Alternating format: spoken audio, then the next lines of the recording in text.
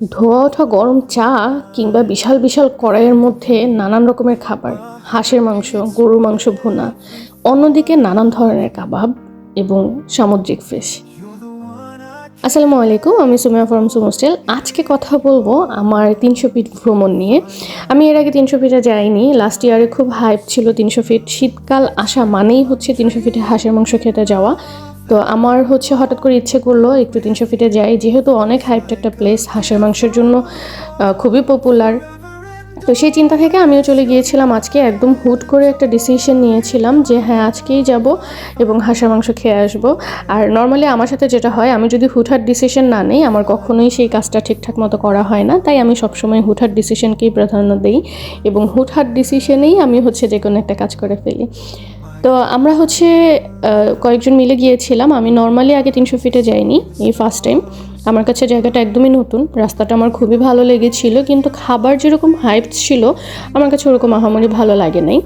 যেহেতু আমরা মোটামুটি সবাই নতুন এসেছি, তাই আগে ঘুরে ঘুরে দেখছিলাম কোন সাইডটাতে বসলে ভালো খাবার পাওয়া যাবে বা কিছু। তো ঘুরে ঘুরে আমরা দা বাকের ভাই হোটেল অ্যান্ড রেস্তোরাঁ, যেটা এটাতেই বসেছিলাম। এটা দেখে মনে হয়েছিল যে হ্যাঁ, একটু গোছানো এবং আরাম করে বসে খেতে পারবো। তো আমরা এখানে নেমেই আগে দোকানটা ঘুরে ঘুরে দেখছিলাম কী কী খাবার পাওয়া যায়। কাঁকড়া ছিল, কোরাল মাছ ছিল, অন্যদিকে চাপটি বানাচ্ছিল, রুটি বানাচ্ছিল এবং মাঝখানে বড় বড় কড়াইয়ের মধ্যে হাঁসের মাংস, গরুর মাংস ভুনা এগুলো রেখে দেওয়া হয়েছিল। তো আমরা ঘুরে ঘুরে দেখে ভেতরে চলে যাই। ভেতরে গিয়ে একটা টেবিলে বসি এবং আমাদের অর্ডারটা করে ফেলি।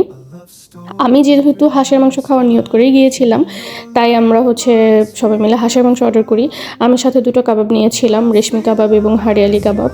সাথে 2টো চাপটি ছিল, ওদের একটা স্পেশাল সস বানানো ছিল, রুটি ছিল। হাঁসের মাংস যদিও পরে আরও 1 প্লেট নেওয়া হয়েছিল। তো এই ছিল আমার ওভারঅল অর্ডার এবং আমরা সবাই মিলে এনজয় করছিলাম খাবারটা। আমার কাছে মোটামুটি ভালো লেগেছে। হাঁসের মাংসর থেকে কাবাবটা আমার ভালো লেগেছে এবং চাপটিটাও আমার খুব মজা লেগেছিলো। তো খাওয়া দাওয়া কমপ্লিট হয়ে গিয়েছে। আমি কোথাও খেতে যাবো আর আমি চা খাবো না, সেটা তো হতেই পারে না। তো এইখানে খাওয়া দাওয়া কমপ্লিট করে আমি রাস্তার অপর পাশে চলে যাই তান্দুরি চা খাওয়ার জন্য। তারা ছোটো ছোটো মটকার মধ্যে তান্দুরি চা সেল করছিল। তা আমরা স্পেশাল তান্দুরি চাটা, মালাই তান্দুরি চাটা অর্ডার করেছিলাম। মোটামুটি ছিল, এটাও ওরকম আহামরি যে খুবই মজা এটা বলবো না। মালাই চাটা একদমই নর্মাল লেগেছে আমার কাছে। যাই হোক, ঘোরাঘুরি খাওয়া দাওয়া সব কিছু শেষ। এবার বাসায় ফেরার পালা। ব্যস্ত নগরী, ব্যস্ত শহর, আবার নতুন করে শুরু করা। আপনাদের কাছে 300 ফিটে ভ্রমণের যদি কোনো স্মৃতি থাকে আমাকে জানাতে পারেন। Thank you for watching. My heart finds its beat, love is true, I'm dreaming of every moment with you, feels like a gift.